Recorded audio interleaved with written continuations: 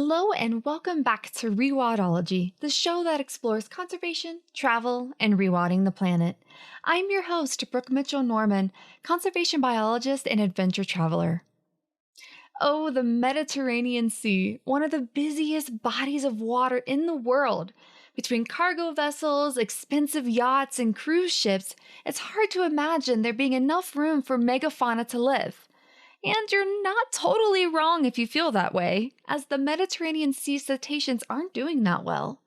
However, this sea's whales and dolphins have allies by their side, doing the hard work to understand their ecology, the threats they are facing, and finding ways to make their lives easier.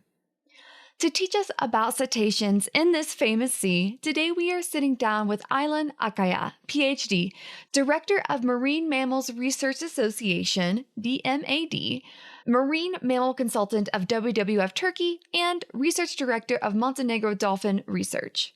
Aylin knew from an early age that she wanted to be a biologist when she grew up and spent her university years traveling across the globe studying animal behavior and ecology. After stints in Australia, Asia, and Africa, she returned to Turkey to pursue a PhD studying dolphins in the highly trafficked Istanbul Strait. During grad school, she realized she discovered a gaping hole in science and decided to fill it by launching her NGO, DMAD, Marine Mammals Research Association. Since this launch, Aylin and her team have recorded over 7 years of whales and dolphin sightings and behaviors in the eastern Mediterranean Sea and are starting to show what cetaceans are experiencing in this part of the world. Aylin and I have a fantastic time discussing her love for nature as a child, stories about her research abroad, everything cetaceans are facing in the eastern Mediterranean Sea, what it's been like for her as the first Turkish woman biologist pursuing this work, how we can help save and protect cetaceans while visiting the Mediterranean Sea, and her hopes for the future. All right, everyone, please enjoy this educational and personal conversation with Aylin. Well, hi, Aylin. Thank you so much for sitting down on the Rewildology podcast today and highlighting a very special group of animals for the European Large Carnivore series. And the series wouldn't be complete without your work and your story and what you're doing. So let's just dive in and introduce you to everybody. What is your story? What influenced you to decide to do what you're doing today? First of all, thank you for calling me in for this podcast. I think this is a great opportunity for us to spread the word of what we are doing in this one of the least studied region of the Mediterranean Sea as well. So I think whoever likes marine biology, zoology, any type of biology, actually have a story from childhood. And I'm no different. We start, getting exploring with the parents, and you just have this deep love for nature. And it doesn't necessarily to be for a specific animal, but just, the planet is amazing and full with wonders. So we just grow up keeping that child wonder in mind. So I did my bachelor degree on biology in Turkey. And then later I moved to Australia to do my master degrees. And I worked on environmental science and animal behavior. I always have the keen interest fully to the behavior, because what I feel like if I sit and watch them, and if I just sit and observe them, I get pieces of myself in them. I'm like, oh, this now it makes sense. Yeah. So I just like to sit, be quiet, and just observe what's happening around. So I'm just a curious being, and I just want to understand what's my place on Earth. And for me, what gives me the best explanation? Books are obviously important, but having that knowledge, learning it about it, and actually like just wandering out is the reason why I started. So I was a curious child, and I stayed as curious, not child anymore, but doesn't matter. So after I completed my degrees in Australia, I worked in different parts of the world. I was in Asia, in Africa, trying to understand the behaviors of different animals. So I didn't only work on cetaceans in the past. Cetaceans actually was my last stop, but it wasn't Really? my first stop. Yes. So I worked with frogs, with bears, with gorillas, with sea turtles, anything that catch my wonder. And then I did my PhD on the interaction of delphinid species within one of the busiest waterways of the world. Istanbul Strait is a really tiny waterway that connects the Black Sea with the Mediterranean Sea. We have three important species over there: bottlenose dolphin, common dolphin, and harbor porpoises. They're all threatened thanks to us, so their population is declining. And because Istanbul is such an important place geographically, politically, culturally, it's just a big cosmopolitan city. I thought it would be a really good site to study and to see what's happening with those animals in this waterway. So it's not only important economically, and it's for the policy and decision makers, it's always important to have the economy upon the scale, which makes sense. We all need money, but sometimes it is what is inside that water is actually more important what is under that water. So, and how the water benefit all of us as well. This place has like 2,000 vessels per day. So Wow. only in one day, 2,000 cargo ships can cross that tiny little waterway. And we have three important species. They are declining in the area. So I wanted to look what is the interaction between the dolphins and the marine traffic. Like, are they like toughen up? Like now the dolphins are like, yes, they can handle with that pollution, with the traffic, with the noise, because they are really sensitive as well. And I wanted to check how it affects their behavior.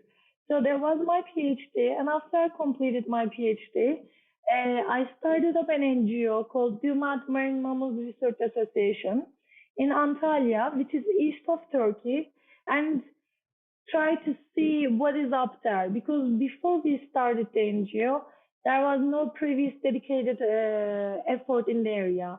And knowledge is our only key. If we, don't, we only care what we know about. We only protect what we know about as well. So our goal was to increase the knowledge in the location that we can say, wait, we actually have some animals here. Because when you look at the map of the Mediterranean Sea, cetaceans are like not just cool animals, everyone loves them. They're like, woohoo, whales in the area, dolphins, I see dolphins. It gives, because they're also spiritual for our human eyes. So it makes us all like connected to the sea. So they are like a key species to get connected with the oceans and the seas. But it's also really important for the marine ecosystem as well. So like put the feelings they give to us to the side. Having them in our waters means that actually our waters are important. The biodiversity is rich in the area. So there is a nutrient cycle in the location as well. And there's fish species, which is also economically important too, in the location. So they indicate where the habitats are important and where the protections are needed. But unfortunately, when we have marine protected areas, it is one of the last species that is considered to have a protected area. So this is not just for Turkey, this is globally. We just find them cute, but we don't put enough effort that actually we can use them as an indicator to say that this habitat is important to protect. And then having the marine protected areas by using the dolphins or whales as important species is actually easy, because also we can advertise, we can advocate saying that this is an important area because we have fin whales, we have sperm whales in the location. So that's why I went to the Eastern Mediterranean Sea of Turkey, and I started up the NGO, knowing that the only information that's important is research, is coming from research and coming from science. So that's why we started up dedicated research effort in the location, and we do the seasonal visual and acoustic surveys to understand what is happening with the animals over there. And after a while, we started up a branch in Montenegro, which is in South Adriatic, because this is also one of the least studied regions of the Mediterranean Sea as well. Mm-hmm. So our goal is to go to the places where there is little or no information before, that we can gather that information, and then we can say that we can come up with a scientific conclusions saying that this area is important because of this. This area is there's a threat. We need to do something with this, and we are trying to increase the local capacities, citizen science activities, because the laws, regulations and laws are in the paper, but what needs to change is in the mind and in the heart. So what we are trying to do is to reach to the people from bottom to top, to the decision makers, to the fishers, to the tour boat captains, anyone, to explain them why the cetaceans are important for their own benefit as well. So this is what we are trying to do at the moment. Yes, you sure are a busy woman. You have not, you have been really good at just hitting all the things and tackling this really amazing amount of stuff, which is super exciting, which we'll dive into right now. So teach us about the Mediterranean's marine mammals. What, I guess maybe first it just makes sense. What is even there? Because I think a lot of people, when they think of the Mediterranean, they think, sunsets with wine and beautiful And dolphins. beaches.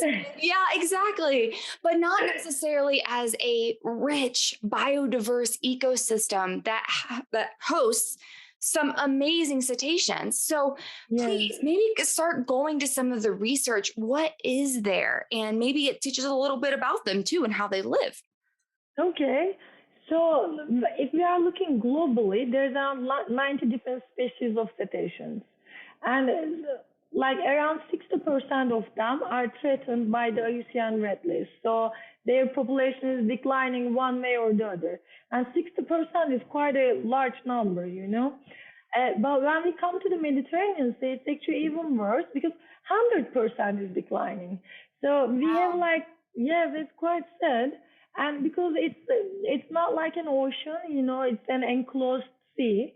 So the effect we put stays inside, so it doesn't disperse easily. We have around 20 different species in the Mediterranean Sea.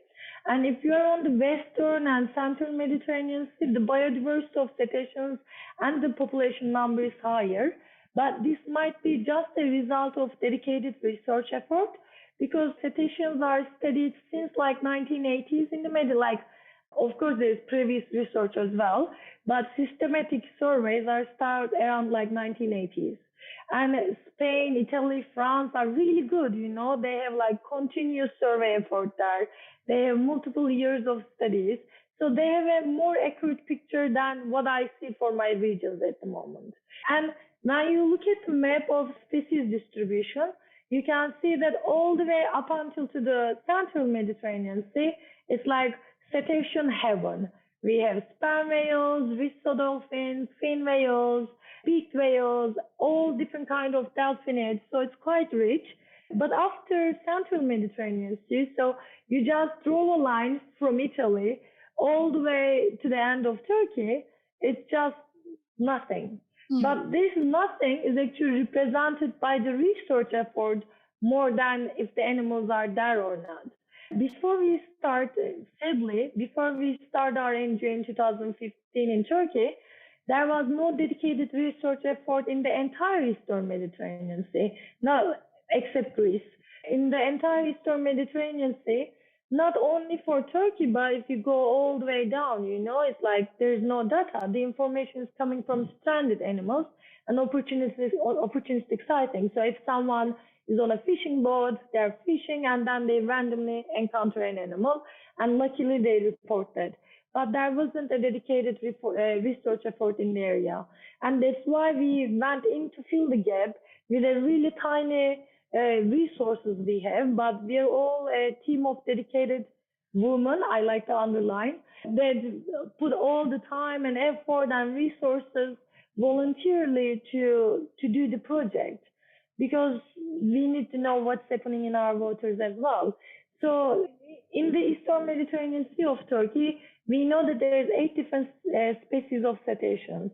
So we have sperm whales, which is, highly liked by the public as well. But they're also really endangered too because ships strikes, marine traffic, they form a big threat on the populations. So in the entire Mediterranean Sea, it's estimated that there's like 300 individuals left for the sperm whales.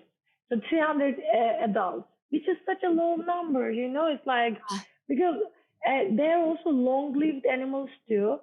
For them to reach the maturity, it takes time. So it's not going to be like, okay, there's a new baby born and then they can reproduce in 5 years. That's not the case. We need to wait like 15 years, 20 years to have the firstborn. And then they need to take care of the firstborn, and then it could be 4 to 5 years they breed again. So the interval is quite large. So any decline on the population has a really terrible impact for the survival of the species, which is really important. We also have curious beaked whales. Beaked whales are really shy animals. They really don't like noise pollution in the area. They are so sensitive to sound.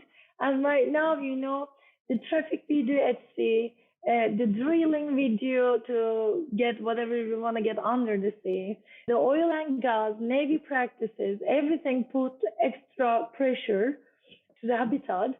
And like I say, because Mediterranean Sea is a closed, almost closed sea, the noise cannot spread. It just comes back again, it's just echoing inside.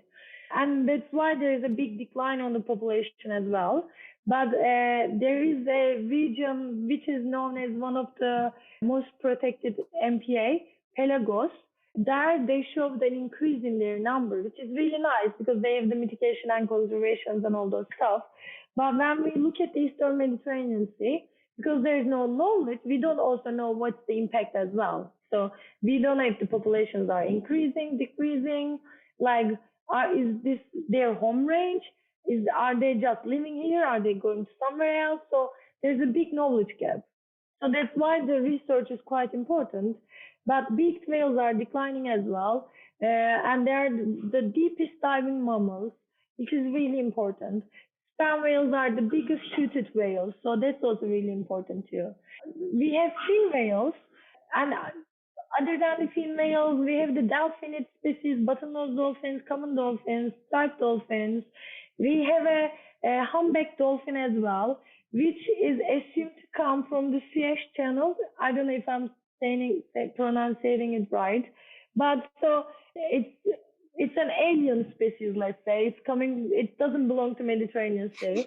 So we have one extra species right now. And yeah, so false killer whale. So it is actually quite high, like the number of different species that exist in the area. But still we know such a little information about, even the baseline information is missing in the area. So we just started.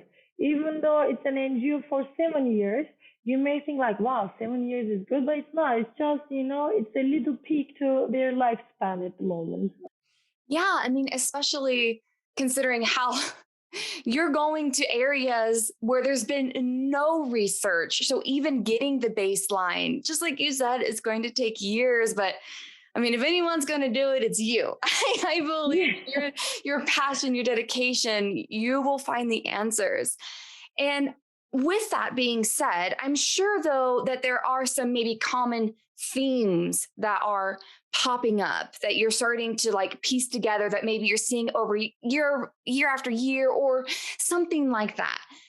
So with that, what are you seeing as maybe some of the top threats? You've kind of hinted to some, but what is actually threatening the cetaceans in the Mediterranean Sea? Is it pretty homogeneous across the whole sea, or is it very regional? Or what are you seeing in the water? Yeah, so for like to have an actual definite answer, we need to do a threat assessment. But so we didn't do the assessment yet, we are working on it.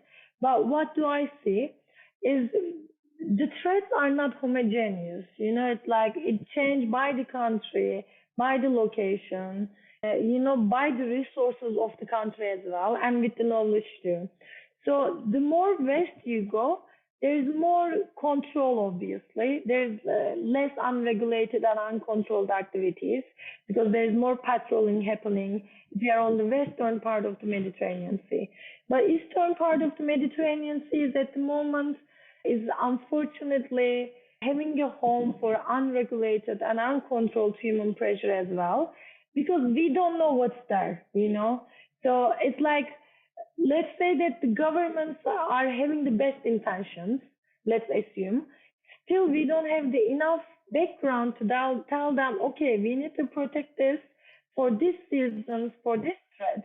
So that's why the research is the heart for an actual protection that actually makes sense and that minimize the population decline that the species are facing now.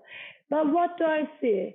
So for the coastal species like dolphins, for example, bottlenose dolphins or harbor porpoises, there is a habitat destruction. So we are building hotels, five-star hotels, the luxury marinas on the coastline and everywhere. And we just, we say that, okay, we already checked if there's an environmental impact assessment.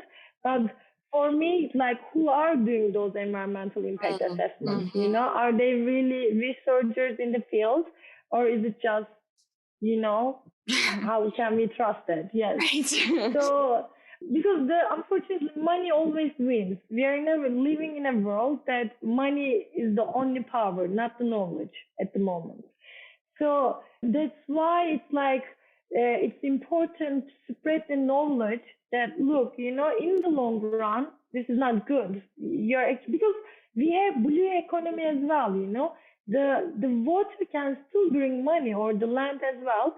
We just need to manage it smartly rather than thinking short-term benefits. And right now, it's all about short-term benefits. For the coastal species, we have habitat destruction. We are putting bridges in everywhere without thinking what will be the cost of it. We are changing the current system of the oceans, of the seas, the waterways, everything. So there is a really important effect. We have fishery practices as well. They are unfortunately, even though it might be illegal because there's no patrolling system or there's no strong patrolling system, they can still do what they want to do. So if they are not coastal, so if it's on the coast, then the Coast Guard will get them. But what happens in the deep seas, there's a big question mark. Right. So, and they always say that, we don't like dolphins because they eat our fish. First of all, it was their fish, if it belongs to anyone. Yeah. But so a dolphin will eat like 5 kilo, 5 kilo in a day, So I can eat 5 kilo fish in one meal. So considering that a dolphin is like 400 kilo, 5 kilo is nothing. So it's like, it's not the reason why the fish stocks are declining are because of dolphins. It's because we are greedy humans. We just want to keep consuming. So the decline on fish stocks are really important as well. The other thing is marine traffic. So because right now there's no silent spots left in the Mediterranean Sea. Wherever we also carry on an acoustic study. So we have a hydrophone, we put it in the sea, and we monitor what the cetacean species are in the area, what are their vocal behavior, and which kind of noise we are recording there as well. Even if we see no vessels, because we go like 50 miles out at sea, and we don't see any traffic in the location, we can still hear the engine. So there's still the engine going on, even if we don't see the actual ship over there. So the noise pollution is not good because the cetaceans are not trusting their eyesight. They are trusting what they see. They live with the echo. And imagine you are in a pub, yeah? And then if the pub gets really loud, you start talking louder, speaking louder. And then after one point, you are like, okay, this is enough. I just need to leave this pub and go somewhere silent. For them, they cannot go somewhere silent. So they just got stuck. They just need to, but luckily they are smart animals. So they are adapting to the situation. It's already known that some species are starting to produce sound in a louder frequencies not the frequencies, sorry, louder decibels. This way they can be heard by the other member of the society. And also, it's not just the communication between them, the how they find food, how they find their direction, how the mother and calf keep their connection. These are all strictly limited with the sound they produce. And if it's loud and noisy, then they can lose each other. And this happened in the past in locations where there's a seismic activity taking place. The mother and calf can get separated. And if they get separated, calf has no meaning of survival and they will die. And this already happened in the Mediterranean Sea. So it's showing that there is too much noise under the surface.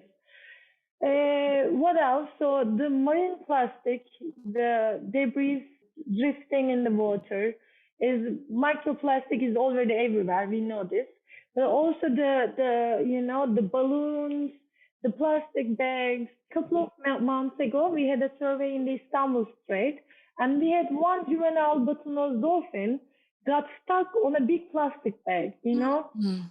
So the blowhole where they're supposed to breathe is closed. And she was trying to save itself from the plastic bag out. That's how much plastic is all over the water. So there is wide range of human impacts and human pressure. But to understand what is the dimension of these threats, we need to study each threat one by one per the species. Because maybe the hotel, like building a hotel on a coastline, may not affect sperm whales, but it does affect the bottlenose dolphins. Or maybe a cargo ship passing may not affect the bottlenose dolphins because they are coastal and their frequency range is fine for this. Sperm whales actually does get affected from shipping lines, and they find out that I think like almost 10% of strandings are actually related to the ship strikes, which is Oh, quite high. Yeah. So it's a tough water. yes. That's a lot going against our cetaceans in the Mediterranean. So, is there any areas that are doing it right? I guess what I'm trying to ask is, in your view, that is so many factors. How do we start to change the narrative to make lives for cetaceans a little easier in the Mediterranean? What do you feel as maybe some answers or some solutions that can help steer the ship essentially in the right direction to help with our cetacean Yes. marine mammals? I think the key is always education. Like we need to have a better mind that they can actually think, not memorize what's written in the book, but they can have a judgment by themselves saying what is right, what's wrong. I think it's, for me, it's silly enough to repeat single-use plastic is no. Come on. We are talking, if it's like 20 years ago, I understand we can talk about this. But now this is like everyone has their phone. We're all up to date with the knowledge because it's right with a button. You click on it. So we shouldn't keep repeating what's already known. When we look at the previous strategies, what it worked and what it didn't work on marine protection, is whenever the regulations comes from the top, from the decision makers, to the bottom, to the stakeholders, let's say the fishers or whoever is using the location, it fails. Because the fishers feel like they're outside of that circle. They just need to obey the rules. And no one likes the rules. It's already, you get cold handed already. So I think whatever that needs to be done has to be done all together. So the hotel owners, the fishery cooperatives, the tourists, our kids, everyone needs to be aware of the importance of the protection in a long term because it's actually going to be economically beneficial to them as well as the animals as well. With this COVID, I thought it would be a great example for us because in 2 years we just got stuck. It's a tiny little virus put us in their house and the money couldn't save us. We couldn't, the planes couldn't fly, which was amazing for the wildlife, by the way. But we are so weak, we think we are really strong, but actually human species are not that strong as much as we think. We are sensitive. And we just need to get this as an example that the nature is always stronger than us, and it's going to win us, doesn't matter. So we just need to be on its side for our own health and own benefit as well.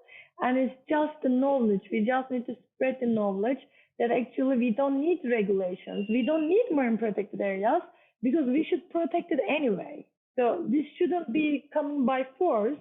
We should have the need of protecting it. And I think that's why we need to reach to the kids. The adults, we already have our own mind and it's difficult to change it. But with kids, we can shape them for the future and they will be running the future soon.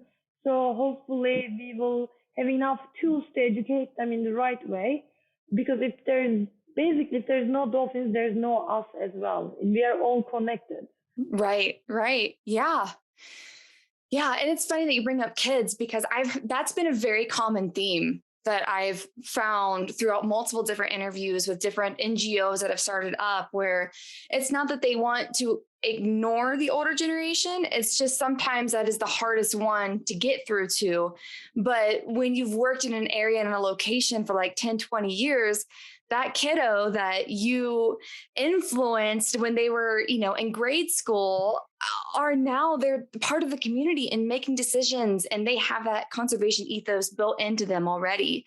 It's really amazing how quickly our kids grow up. And I think sometimes it's easy to forget that, to be very short-sighted. It's like, oh, I should probably sit down and, which again, this definitely needs to be done, like workshops and webinars, just getting everybody together and getting the voices out there. That is very important. But if a lot of effort is put into that 10-year-old, in 10 years, that 10-year-old is going to be 20, and they're going to be making a whole lot of decisions that's going to be good or bad. And again, it's how they're influenced. So yeah, I love that you bring that up. Definitely, it's like it's a cliche now that everyone says, but it's true. Kids are our future. It's like all our planets, everything depends on those kids. And obviously, we didn't do a great job, I think, because now where the world stands is it's just going crazy. But hopefully, they will see our mistakes and they won't repeat it. And hopefully, we will play an important tool on it too to give the best we can. That's why we do, like, for example, both in Turkey or Montenegro, we do dolphin watch tours. And for example, do it with the disadvantaged kids, with the kids who doesn't have the enough freedom to do whatever they like to do or enough love in their life as well. We take them out with the board and try to show them the wonders of the world. It's like seeing them is really magical. Like I study with them for over 15 years, and each time when I have an encounter, I'm just like, oh, look at that. So it always makes me really happy and excited and curious as well. So and seeing that the kids also have the same feeling and even more, they get so excited and so happy. And I'm hoping that they will carry that feeling with them, they wouldn't forget that. This is actually bringing me another topic that I really want to touch base is, so we call, dolphin parks or, the dolphinariums, where those amazing, really smart and socially really talented animals in a tiny little cages, doesn't matter if they're 50 kilometers. It's still small because those animals can travel quite high distances, We put them in a pool with concrete that their only communication with the world is sound, and that sound is just echoing back to them, and they get depressed, they get stressed out, they show behaviors that they don't show in the wild.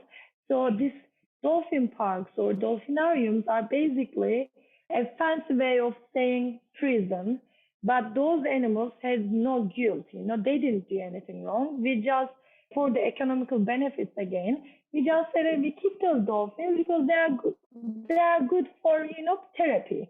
There is no scientific knowledge. There's not even one scientific knowledge backing up that dolphins are good for, for therapy. If you touch a cat, it will give you the same therapy as well, you know. If you just, I don't know, like if you see a bird flying on the sky, you will get peace as well. So it's not the magic of dolphins, it's the magic of the wildlife. And we cannot force them in captivity just because we think it gives an education. It cannot provide any kind of education. They are in prison. Is it normal that we get information about humankind by studying the people in prison? Do we show the same behavior? No. So it's like it's same thing. So when we have this amazing blue planet, we don't need any kind of captivity. We just need to protect what we have in our wildlife. And that's why we need more local effort. And that's why we need resources to be distributed almost equally in any part of the world. This way we can do the research as well as much as you know, I really don't like the term developed, but it is, let's say it that way, that we need resources, we need capacities, we need to learn new techniques and all those stuff to employ it in the regions that is least preferred to study. Because it is difficult, you know. As a woman, I struggle a lot to work in Montenegro or in Eastern Mediterranean Sea of Turkey, because there is still, you know, sea belongs to the man. That's how the mind carries on. And they're always like, you know, you can't do this because it's tough. Sea is really, you know, are you going to puke if the weather is really tough? I'm like, no, you know, if you puke, maybe I do, but this is not going to be because I'm a woman, it's because I'm a human.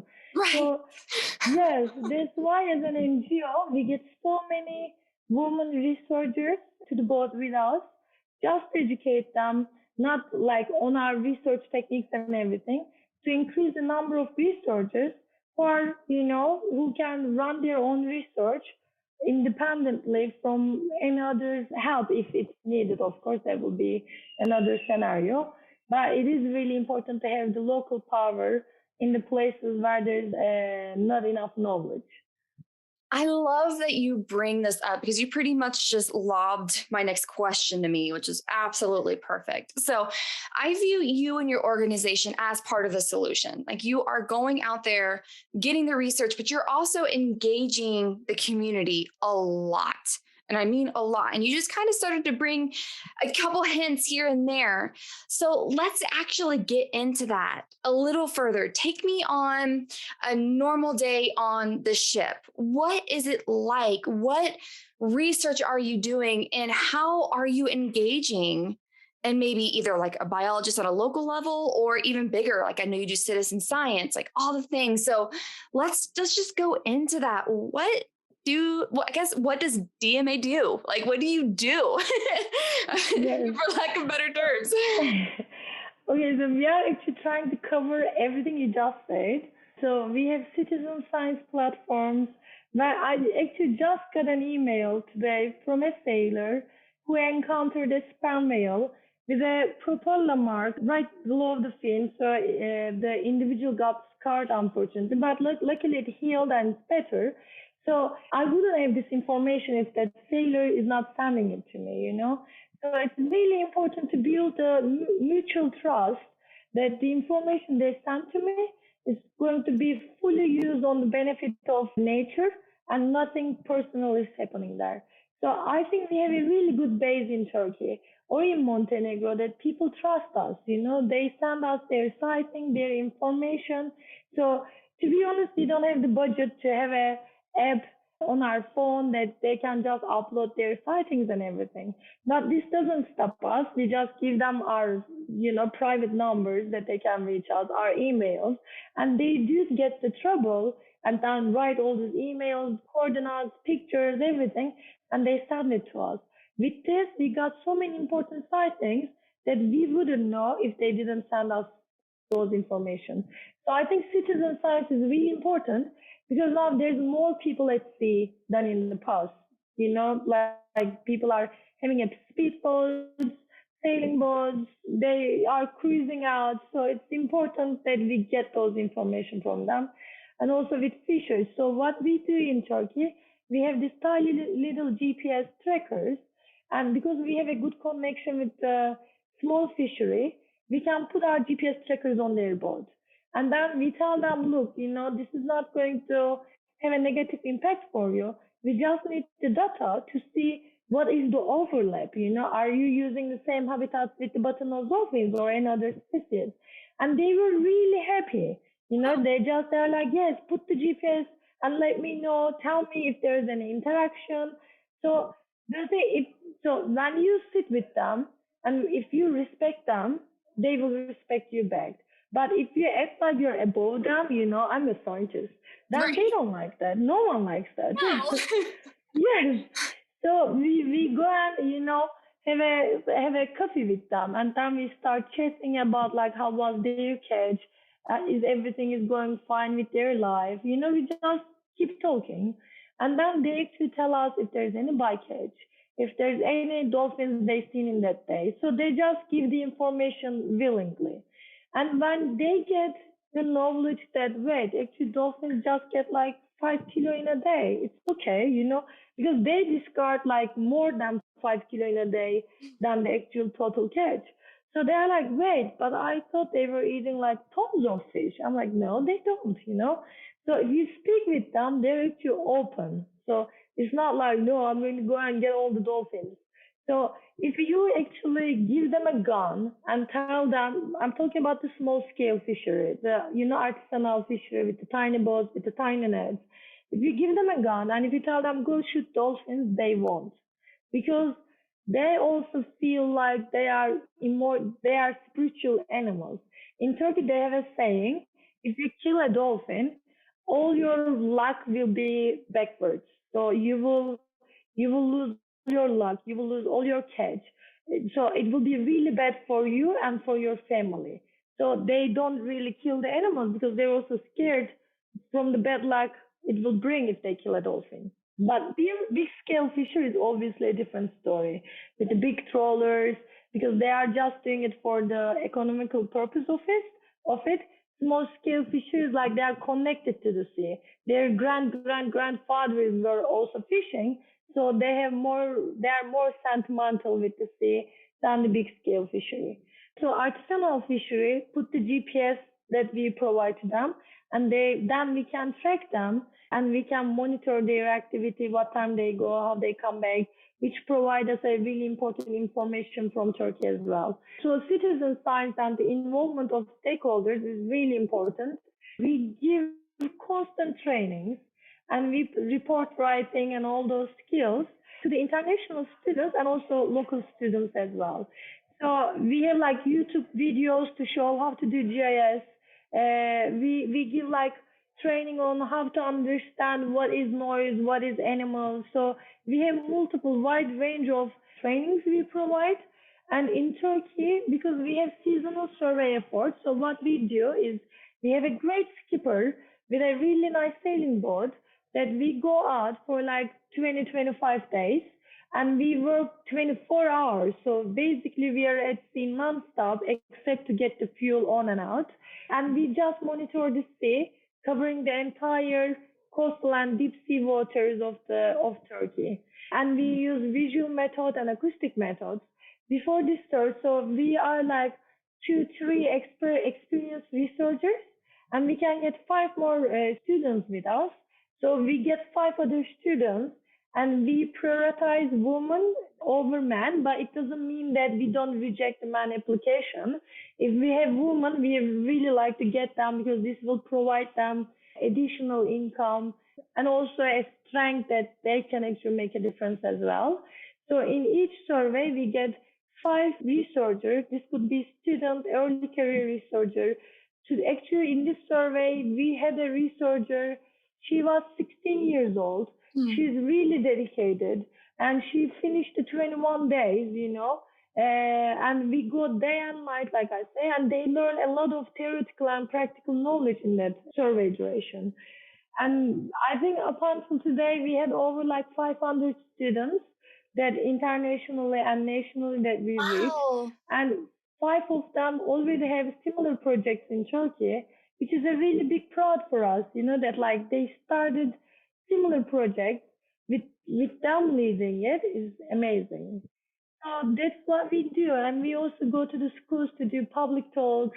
We do, art galleries that the kids take active role. And yes, our focus is dolphin, but what's important for us is actually wildlife protection. So we do all these informative presentations, exhibitions, focusing on the protection of wildlife. Wow. I feel so inspired right now. I don't even know how you do all of that. You've only been around for 7 years and 500 students. You're engaging like kids and fishermen and like all of this stuff. Like, oh my gosh. Yeah. Oh my God. If everyone had the same level of commitment that you did, oh, our world would be a much better place. You're so inspiring.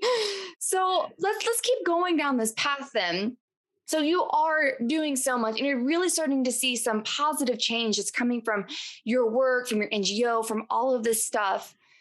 From your perspective, what does the future look like for Mediterranean's marine mammals?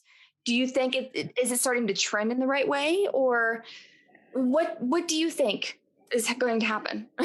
Yeah, so I think definitely there's more studies now, more researchers out there. So people are more curious, and now technology is quite high as well.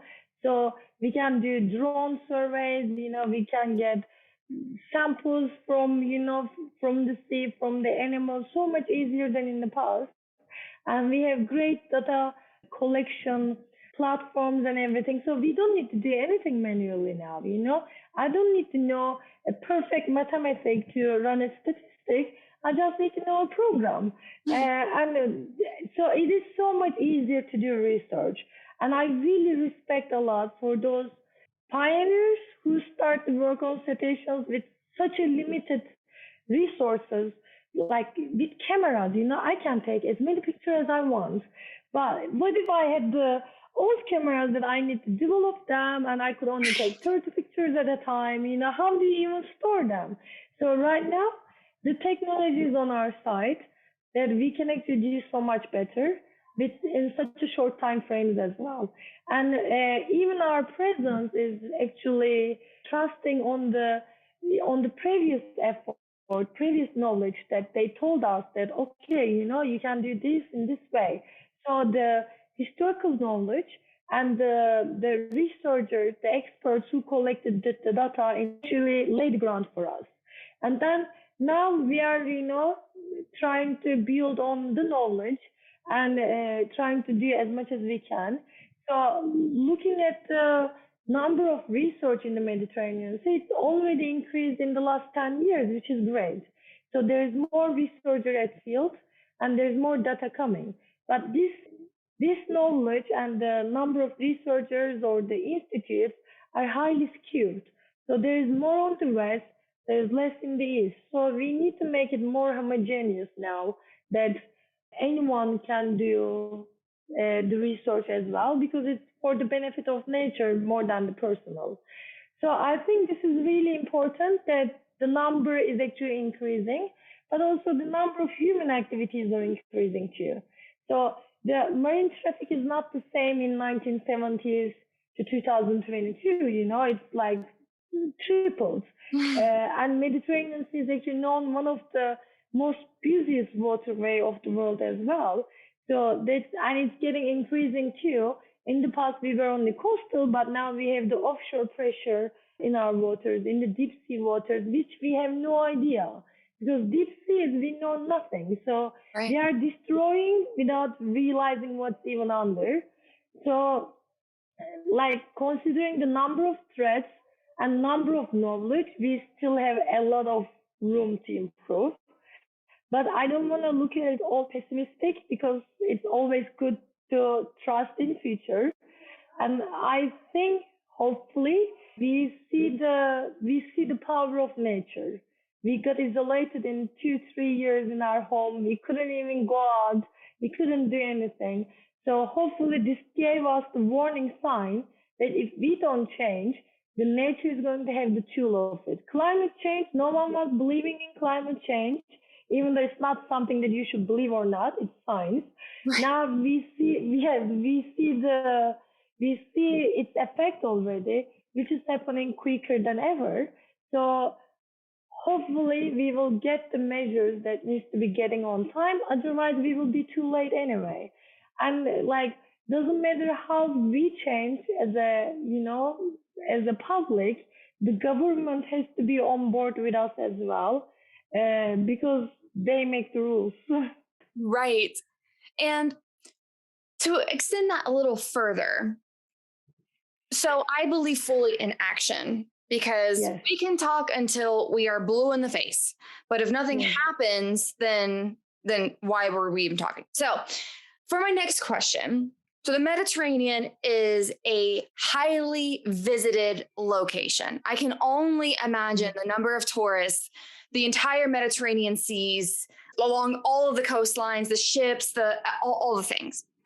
So let's say that somebody wants to visit the Mediterranean, or maybe they're local and they live in a Mediterranean city or something like that, along the coast. How can we as the people help marine mammals? Is there something in particular we can do? Maybe from like a local standpoint, maybe someone who might be in the European area, and then also someone who might be international that might actually have a ticket coming up here soon to come to somewhere along the coast, So what can we do as a collective to help?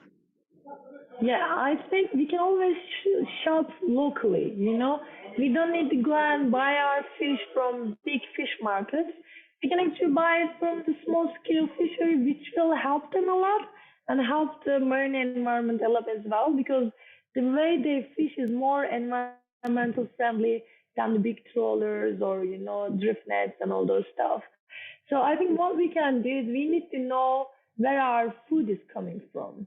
So, and this takes nothing, instead of like buying from a big supermarket, you just go, and in Mediterranean Sea, you can find the fish in everywhere on the coast, you just need to have a little walk and then get the fish from that old man over there, which will help a lot actually if we all do this. We consume less.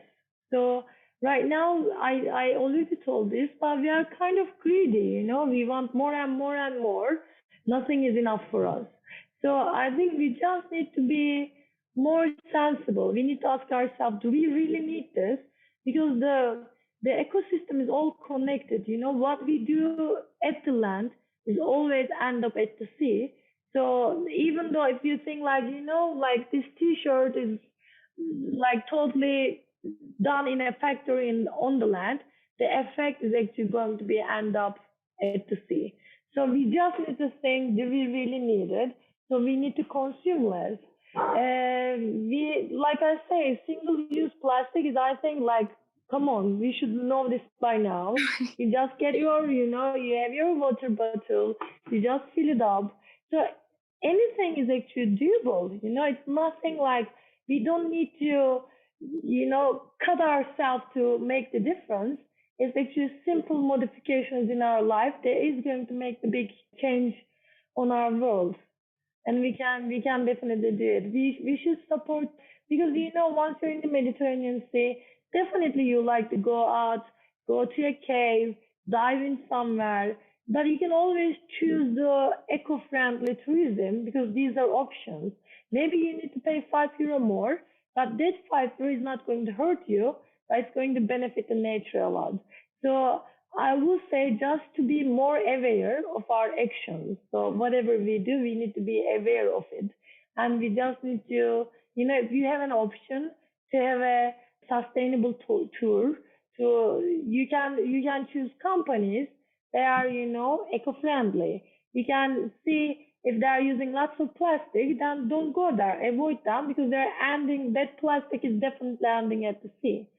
So anything we can change on a day-to-day life is going to actually have a huge impact on the animals we try to protect.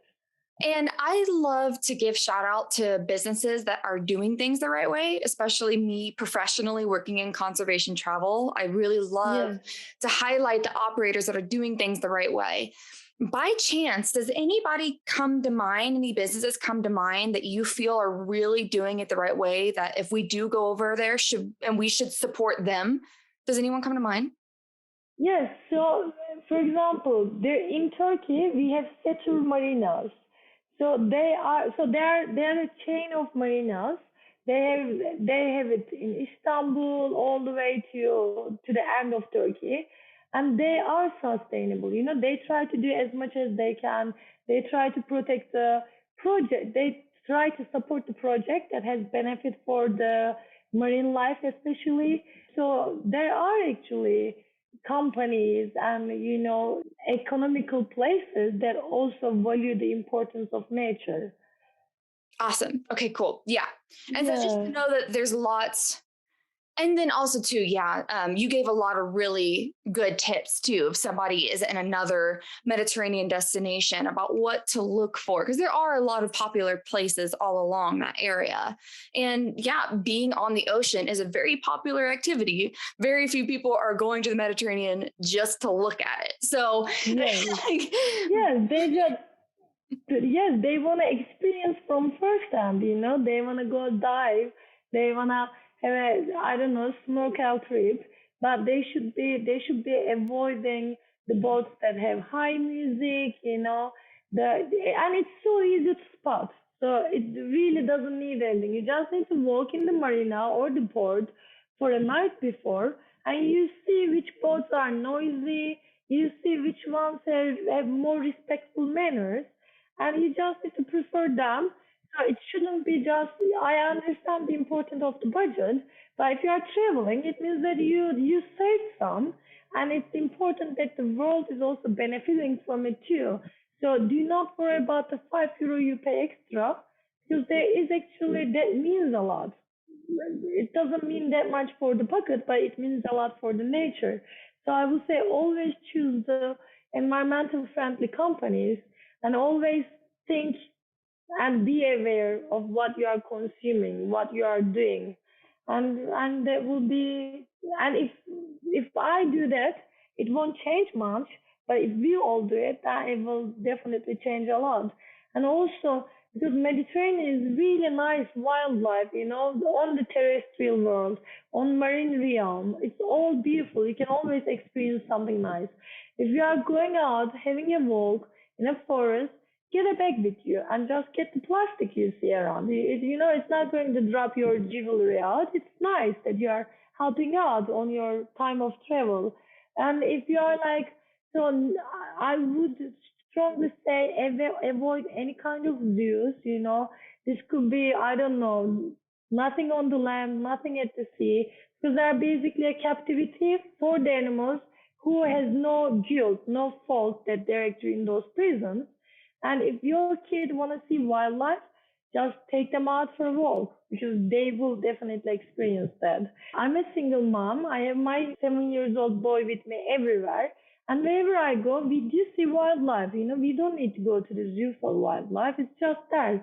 We just need to have a binocular, and that's it. So instead of buying a ticket for Dolphin Park or a zoo, just get a binocular for your kids and take that out and experience the wildlife from first hand.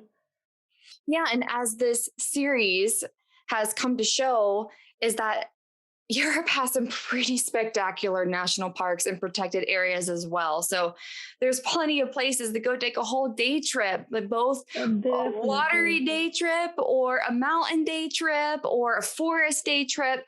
There are a lot of beautiful natural areas, which this series has really brought to light that there is such spectacular wildlife all over the European continent. And it Definitely. needs more of a spotlight to be like, this is a wild destination. We just have to go a little bit out of our way to find it. And Yeah. it's not the ones that you're seeing, blasted, like King's Landing in Croatia. That's a beautiful Yeah. location. Don't get me wrong. But Yeah. also, did you know that there's like lynx not too far away? There's wolves, there's bears, there's all of this Yes. beautiful stuff in the water right there, and all the work that you're doing. There's so much good wildlife everywhere. So you can make it a wild trip as well as drinking your amazing wine and olive oil and all the amazing food that I'm currently thinking about right this moment. Yeah. So let's switch the focus a little bit and let's switch to you, if you don't mind. So you have mentioned some unbelievable things that you have done and this great organization and all of this fantastic impact that you're having. But as all of us know in this field, it is not all sexy. I'm sure that you have had some really hard days where you probably wanted to fold in the towel and just say, F it, I'm done. So, I'm ready you laugh because I'm sure that's happened on multiple occasions. So would you mind, would you be open to possibly sharing maybe some difficult things that you've experienced and maybe how you overcame them, or even if there's something difficult you're going through right now, but anything that you would be willing to share along your amazing journey? What have you had to get through? Yeah, so I think the animal part of it is the easiest part. Go on the field, get the data, enjoy the sunset, sunrise, watch the animals, and get the information that's important. Is actually the easiest and the best part. So even though we spend like a month in at sea every season, I enjoy every second of it. And yes, you get tired, you don't sleep throughout the day. We work like 2 hours on, 2 hours off. So you don't have like 6 hours full stop sleep. It is still comes with, because you are full with adrenaline. You are like, what are we going to see next? What's going to happen now? So it's always like, full on. And it's good. I like it. So the field part is, I think, just the ice cream of it. But when you are working, because the data you collect has to go to somewhere, you need to convince the decision makers. They may not be on the same line with you because their importance could be something else than what you think is important. So the advocacy of the project and result is really tough. And for me, that's the hardest part actually, to try to convince people that this is important, because I don't think it needs any more convincing. It's like, it's out there, it's important. Why do I need to convince anyone still? But we do. So this is a tough part, trying to work with the decision makers, trying to convince them this is important, and your job is not just to be economical benefit, but it also has to be the benefit of the animals that's living in this country or its waters too. And some of them amazing, they try to help you as much as they can. But politics is a tough subject. I have no idea, and it's difficult as well, because if you're a researcher, you have nothing to do with politics. You are totally free of it. But then, unfortunately, it always gets attached, and you're like, wait, what am I doing has nothing to do with this political situation right now. I just want to protect what's left to me, and I want to protect it for my future generation as well. I want them to enjoy the nature as much as I can. So this is tough. And as I told you, so we are working in location that's highly male dominated. So woman is still is like I wouldn't say a piece of object, but they still feel like you don't belong there. Go have babies at home. So to break this culture is really, really tough. Like, you want to put 10 step extra, because you need to convince the people that, yes, you're a woman and you're proud of it, and you can do whatever they do as well, but it takes extra energy. So this is also a little bit tough for us to carry on the work, because it's like, you get the prejudgment immediately that you're a female, and that's not nice. The other thing that is actually more frustrating for us is, yes, we are working in the countries there is no previous knowledge or limited resources. But when you see the critics from a similar researcher but coming from the Western countries, it's quite tough, because you need to get reunited. Doesn't matter which culture you are, which religion you are, and come on, you're a scientist. You should be way over this, Doesn't matter your country, your religion has nothing to do with this. But this happens a lot. So, for example, when I get invited for conferences, a couple of years ago, I was invited to this conference in Canada, and I was going to have a talk about my project in Turkey, and I couldn't get a visa. They declined my visa application, and they told me that I'm lying, and I'm like, you work in an embassy, so you should be, educated enough. How could you think I'm lying? Do you have any proof? Show me the proof that I'm lying. You cannot just accuse me on something. So, coming from difficult countries like this, people have this mindset, okay, she's Turkish. For some reason, this is not good. I don't know why. And then they automatically, you need to struggle a lot to get somewhere because it's difficult to prove yourself that you're actually, doing what's important to do. So I was in another conference a couple of years ago in Greece, and then we were talking about why Eastern Mediterranean Sea is not studied, why there is no researchers in the area, which they were right. But then the conference is like 500 euro to attend, and euro is expensive for us, so you cannot just judge a people by thinking they're not doing it because they don't want to do it.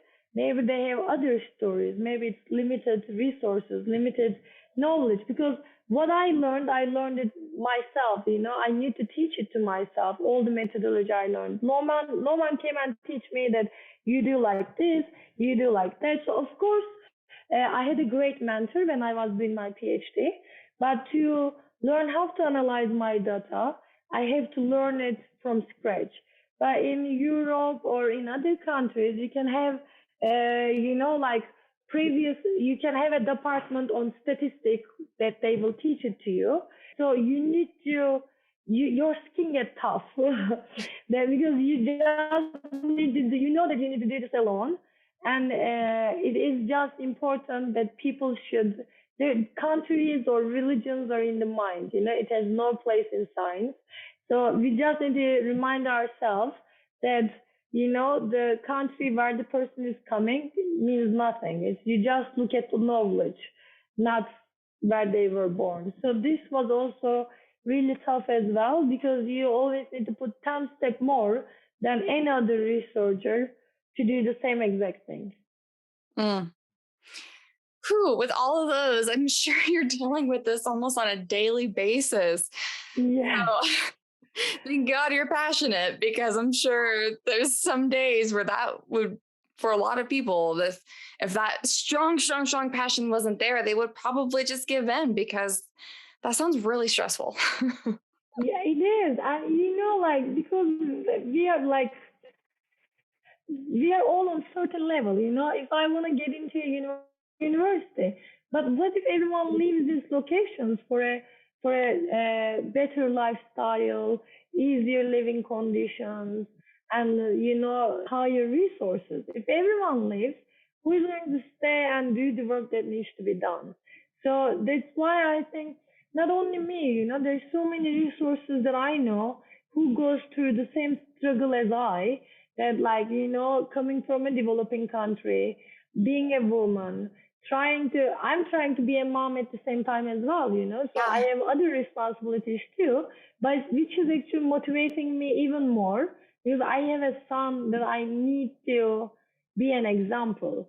So I'm not a quitter, so I just carry on, and I am really passionate of, and I think what I'm doing is right, so I'm not thinking to leave it, and I just do what I can do the best, and hopefully there will be other people joining me in, and like I'm going to say fight, but I mean something more peaceful, fighting with me on the idea, on the goals that I have in mind, not for myself, but for the pure benefit of the wildlife. Because all our, survival depends on it, nothing else. Completely agree. Me too. Yeah. Just even yesterday, like it's I mean, I think that just people in this field, I don't know how or why we develop such a strong capacity to deal with this stuff, but it's true. Like at the end of yesterday, I was having a really bad day and I'm like, I'm going to go get a bottle of wine and I'm going to get a cookie and I'm just going to do all these things to make myself feel better. And then tomorrow I will be ready to go again. And then you just have to do that. You just have to wipe it all away, act like that whole shit day didn't happen, and take the next day on, because I mean, how else are we going to continue on? Yes, we all have the same trick. Yes. There's good days and there's bad days. And that is totally fine, because we all, no matter what our titles say, no matter what our resume says, our pedigree, anything, we all have good days and we all have bad days, and we all have to figure out how to get through them. And I guess that leads me to my next question. So I always love to ask this as well to everyone that comes on. What piece of advice would you like to share with anyone listening? Yeah, working in wildlife is not easy. So the animal part of it or the nature part of it is the easiest one. You just get in and hopefully you love what you are doing. So the difficulties in the field is not going to let you give up. You carry on. But we need to be more patient, and we shouldn't. What I see is we quit so easy. We give up really easily as well. So because I feel like the light at the end of the tunnel is always there. We just need to keep going. From the Nemo, it says, let's keep swimming, let's keep swimming. So I say, let's keep going. So the difficulties are it's not like, it shouldn't be something for you to give up. It should be something to carry on. It's your challenge to overtake. And we are not lonely, I'm not the one who's doing this alone. I know that there's so many other researchers who are struggling as much as I, and we are there, all of us. And I give my hand to anyone who asks for help, and anyone that I ask for help is also giving their hand to me too. So we should just keep the curiosity in our hearts. So we shouldn't give up being a child, because I think they are smartest. So we should watch them and remember how was it to be a child, how important to be curious. And we all have different IQ, and who cares, like you might be smarter than I. Maybe I need to read 20 times to understand what's written there. This is not important. We can learn it eventually. What's important is how passionate we are and how much we are willing to do this. And if we have enough love in our heart, in our mind, then I think it always works out at the end. We just shouldn't quit too easy. Yes. Just keep going, just like you said. Let's keep going. Yes. Finding Nemo. Just keep going. So let's. I love this. Is such a fun question, and I think it's a really just good way to start to get towards the end of the interview. Do you have any particular crazy stories from your time in the field? Like, what's the first story when I say that pops in your head? That's like, oh, there was this one time, you're not going to believe it. So this wasn't with whales or dolphins. It was with gorillas, actually. Oh, wow. Yes, please. Can you be with them? Yeah. So back then I was a student and I was trying to help this amazing PhD student. And so we were following these gorillas to learn from their vocal behavior. And basically we are living in a jungle and getting the data, writing it down and everything. So I was back on this silverback, and the animals are really gentle and smooth, and they know how to move in a forest. And I am normally really clumsy anyway, and with trees coming out from everywhere, so it's already tough to walk. So I was just trying to follow the animal, and these animals are really used to our presence. But what happened, because it was raining, I just slipped and then I fell. But when I fell, I was like, screaming. And then the male gorilla got really scared and he jumped on me. He's like 600 kilo, really big, really tough. Yes.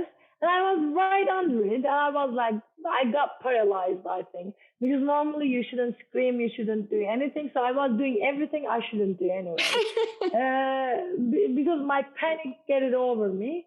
And then I still remember the eyes, that brown eyes, looking from me from the top and looking at it like, you humans are humans. You can't even walk. So, he was just chewing across and looking at my face. If he just sits on me, I'm dead. He's so heavy. But he was so gentle. He knew how fragile I was, and he just moved over me and he put his back on my clumsy body that was lying on the ground, and he just ignored my presence. He just carried on eating. So even though they're so big and so strong, they can break trees, with a one slap. Still, the animal knew that if he sit on me, I will die. So he was so gently moved to the side and really, give me that look of be smart, Yeah. And then, yes, and then nothing happened. But it was so amazing and spiritual to have that moment of this, hairy being and non-hairy monkey being there and could communicate with the body with no words, and he just let me go. It was beautiful. Wow, that gave me goosebumps. That's Yeah. crazy. And in our last survey, so we got this part of sperm whales. So we have social units in Turkey, which means that we have the females, juveniles, and the calves, the babies in the group as well. So we were drifting. We turned off the engine because we didn't want to provide any other noise for the animals. We were drifting, and a little baby popped up on the surface. It was so small, a newborn. And then we were like, okay, we just should, because the mom is foraging deep in the sea in like 1,000-meter depth. The babies cannot go down. They cannot hold their breath that long. So they just hang on the surface until the mom comes back. So, but the newborn started to send signals, it's like, come and help, I think. And then the mom, like, really made a big breaching on the side just to scare us out, because the mom thought that we were doing something bad, but we were just off and drifting, and the baby popped up right next to us. And then it was so emotional to see how the mother was hurrying to the newborn to the side. So the mom put herself between our boat and the baby. That so she was guarding the baby from us. It was like so emotional to see. It was so sad to realize that how much they get scared from us. It's like because we did too much damage for the animals, and these are smart. They can push it to each other. That they know that if there's a present, and they were hunted in the past. Right. So sperm whales were one of the highly hunted species in the whale hunting time, and they know that they have the memory that they need to be aware of it. So that was also really, really sad to see, even though our engine was totally off, that they thought we will harm the baby, which which makes sense. I would be scared from seeing another human approaching me as well. Yeah, just like quietly hanging out near my Yes, child. Yeah, yes, I can understand yeah. the What mother's are they sentiment. doing? But Yeah, yeah, what is that? Yeah, and obviously, I'm sure if that dolphin was old enough to reproduce, that she probably has seen some good and some bad stuff with yes, pups. yes, So she had every reason to be scared when her little baby was calling. So, yes, yes. Yeah, we immediately left the area once we see the mom is approaching, and she was really panicked that something will happen to the baby. Mhm. But it's just, yes, because we are in everywhere, they just developed this defense mechanism. Luckily they did, because there is also harm outside too. We were there just for the research, but you never know what will be the next boat doing. Right, right. Yeah. Yeah.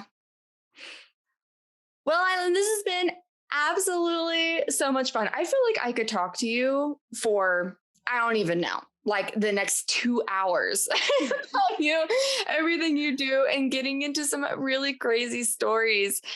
But I want to have the opportunity to ask if somebody wants to get a hold of you and follow your research and your organization, everything, how can somebody find you and Yeah, what you do? so in social media, we are DMAD for nature, so DMAD for nature. They can follow us from social media. They can send us an email, we like every day answer our whatever the text comes to us, we are always there to answer it. Our website is www at dmad dot sorry dot dmad.org.tr. So they can check our website as well. It's so important for us to get any kind of donations, because these are the things we can keep carrying on because we don't have the resources to keep going, but our heart is full with resources, so that's why we keep going. But we need budget to run all this. So any kind of donations, doesn't matter small or large, is really important. We have adapted dolphin cards, so I think these cards are like 20 euro per year, something really simple. We sent, so it's not like they are really adopting a dolphin, obviously, but it's a symbolic thing that we send them information about an individual that we are following, and we send them seasonal updates of where the individual is, how she's or he is up to. So they get informed about their dolphin in the Mediterranean Sea or the whale in the Mediterranean Sea as well. So not only they get informed, they also support our project as well. So yeah, this is all that pops to my mind. But most important is if they're in the Mediterranean Sea, if they're traveling to the Mediterranean Sea, they just need to be aware of their action. We all need to be aware of all our individual action and what is the benefit and cost of our action to the nature because it's Mother Nature. We call it Mother Nature for a reason. Yes. Well, again, Aylin, thank you so much for spending your evening, my morning together. I hope that one day I have the privilege to see you doing what you do in the Mediterranean Sea and then maybe even sharing it with everybody else. So again, thank you for your time. I'm so grateful to know you. Thank you so much for having an interest for this tiny little spot on the world and helping me to share this information, share this knowledge with everyone around. This was amazing for me as well. Thank you. Aylin is seriously such an inspirational woman.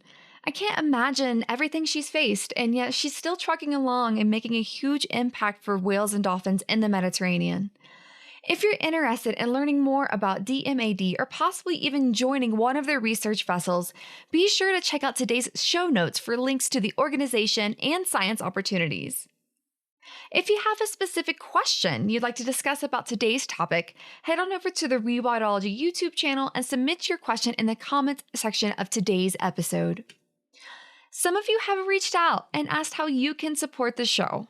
Well, I'm happy to share that there are several ways to do so. Some zero-cost ways include subscribing to the podcast on your favorite streaming app, leaving a rating and review to boost the algorithm, which will present the podcast to more listeners, signing up for the weekly Rewildology newsletter at rewildology.com, subscribing to the Rewildology YouTube channel, and following the show on your favorite social media app. If you'd like to financially support the show and help us keep these stories on the airwaves, consider making a monetary donation at rewildology.com or purchase a piece of swag to show off your Rewildology love. At least 10% of proceeds from this podcast will be donated to our conservation partners. I'd also like to extend a special thanks to Heather Valley, the show's audio and video producer, for making the show sound and look awesome, and Focusrite for powering the podcast sound. If you'd like to see the Focusrite gear we use to record the show, head on over to rewildology.com and check out Nature Podcasting under the Resources tab. Until next time, friends, together we'll rewild the planet. Hey, thanks again for listening to this episode of Rewildology. If you like what you heard, hit that subscribe button to never miss a future episode. Do you have a cool environmental organization, travel story, or research that you'd like to share? Let me know at rewildology.com. Until next time, friends, together we will rewild the planet.